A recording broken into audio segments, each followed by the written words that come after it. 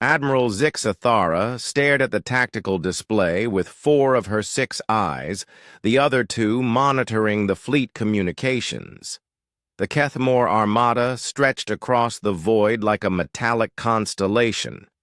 12,000 warships arranged in perfect geometric formations that had conquered 17 star systems without a single defeat. "The humans respond to our ultimatum," reported her tactical officer, mandibles clicking nervously. "Predictable." Zixthara's voice resonated through the command bridge's bio-neural network. "Display their pathetic fleet." The holographic projection shifted, revealing what appeared to be a modest collection of vessels, perhaps 300 ships at most.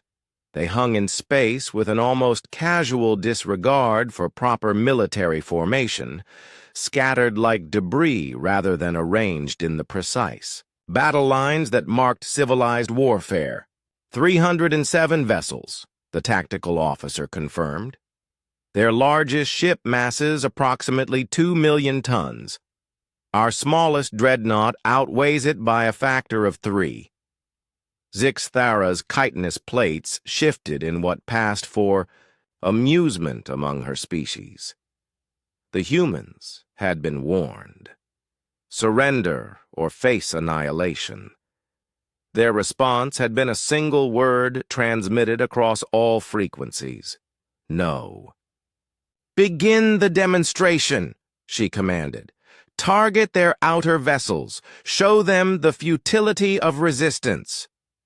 The Kethmore Armada's forward elements, a mere 1,000 ships, accelerated toward the human formation. Plasma cannons charged with the Abba fury of contained stars. Particle beams that could slice through planetary crusts hummed to life. The humans would witness the awesome power that had shattered the crystalline empire and reduced the hive worlds to molten slag. The first salvo erupted across space in brilliant streaks of destruction. Energy weapons that had never missed their mark, guided by targeting computers that calculated trajectories with quantum precision, lanced toward the human ships and missed. Not all of them. That would have been impossible. But enough. Ships that should have been vaporized immediately twisted through space in ways that defied physics, performing maneuvers that should have liquefied any organic crew. Others simply weren't where the targeting computers said they should be, having somehow accelerated beyond what their engine signatures indicated was possible. "Recalibrate targeting systems," Zixthara ordered, her voice carrying the first note of uncertainty. The human response came in the form of weapons fire that shouldn't have been able to reach across the engagement distance. Kinetic projectiles, crude, primitive chunks of metal, somehow crossed the void at relativistic speeds, slamming into Kethmore shields with devastating precision. Where they struck, the energy barriers didn't just fail. They shattered like crystal, sending cascading failures through entire ship networks. "How are they achieving those velocities?" The tactical officer's voice cracked. "Our sensors detect no energy signatures capable of—" His words were cut off as 300 human ships suddenly became 600, then 900. The multiplication wasn't illusion or trickery. Each vessel was real, solid, and firing independently.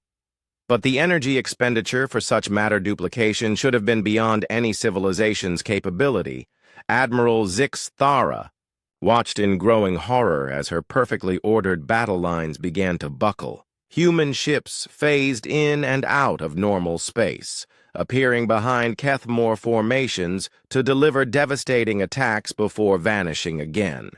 Others seemed to exist in multiple locations simultaneously, their weapons fire coming from impossible angles. "They're using quantum superposition as a tactical doctrine," whispered her science officer, his voice filled with awe and terror. "They're not just manipulating probability, They're weaponizing uncertainty itself. The human fleet's apparent commander, a vessel no larger than a Kethmore escort, transmitted a message. The figure that appeared on screen was bipedal, small, covered in organic skin that showed no natural armor or defensive adaptations. When it spoke, its voice carried an emotion that Zixathara had never heard from any conquered species. Pity. "You could have asked nicely," the human said. "We would have talked. We always talk first. But you chose demonstration over diplomacy, so let us demonstrate something in return." The human ships suddenly cohered into a single formation, not the rigid geometric patterns that military science demanded, but something organic, flowing, alive. They moved as one entity while remaining individual, like a school of fish or a flock of birds, but operating at the scale of stellar warfare. What happened next would be studied in military academies across the galaxy for centuries. The human fleet didn't just defeat the Kethmore Armada's vanguard, it danced around them. Ships that should have been destroyed by overwhelming firepower instead seemed to flow between the energy beams like water through a net. Their return, fire struck with surgical precision, not destroying Kethmore vessels but systematically disabling them, targeting specific systems to leave crews alive but helpless. "Impossible," Zixathara breathed as she watched her tactical display dissolve into chaos. "No species fights like this. No species can fight like this." "Admiral," her communications officer called out, "the humans are broadcasting on all frequencies." The same figure appeared again, but now Zixathara could see past the apparent physical weakness to something else, something that made her instinctively step back from the display. "You wondered how we do this," the human said. "How we move the way we move, fight the way we fight. The answer is simple. We dream differently than you do. While you dream of conquest, we dream of impossibility. While you see universe as something to be controlled, we see it as something to dance with. You brought 12,000 ships to intimidate, 300. But you misunderstood the fundamental nature of the equation." The human paused, and when he continued, his words carried the weight of absolute certainty. It was never about the ships. It was about who was flying them. On the tactical display, what remained of the Kethmore Armada began a retreat that would become known as the Great Withdrawal.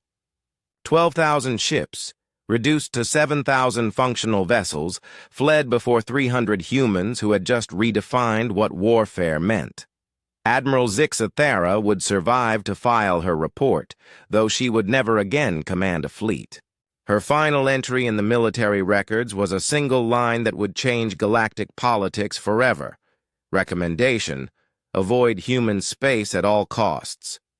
They do not fight wars. They perform miracles. The humans, for their part, went back to their scattered formation and resumed their patrol route, having defended their borders with the same casual efficiency they brought to everything else, by refusing to accept that anything was truly impossible.